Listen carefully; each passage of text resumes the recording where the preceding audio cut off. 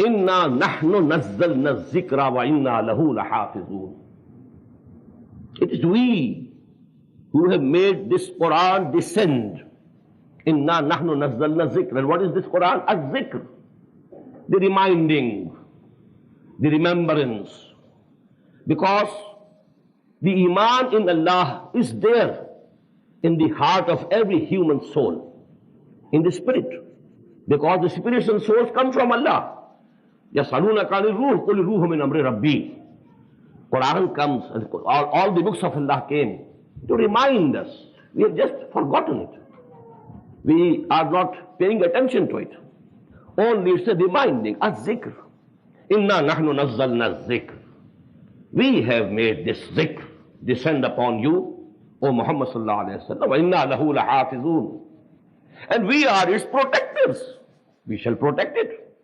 This is guaranteed by us. Don't you worry, Muhammad sallallahu alayhi wa sallam. It's not your duty. Inna lahu lahafizun. If Allah guarantees that He will protect this Quran from any alteration, from any changes, from any corruption of the text or of essential meanings, then what does it mean?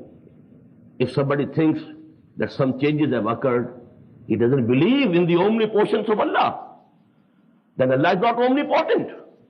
He took upon Himself that He will preserve it, and He couldn't preserve it. If supposedly it has been corrupted, somebody has been successful in corrupting it or making any alteration in it, then what does it mean? Logically, it's the importance of Allah subhanahu wa ta'ala. The omnipotence of Allah subhanahu wa ta'ala goes. And this is kufr. That is why I said that whosoever believes that this Quran is not the Quran which was given to Muhammad sallallahu alayhi wa sallam, and which Muhammad gave to his companion sallallahu alayhi wa sallam, wa radiyallahu ta'ala anhu ajma'een, I think that his iman at least is not valid.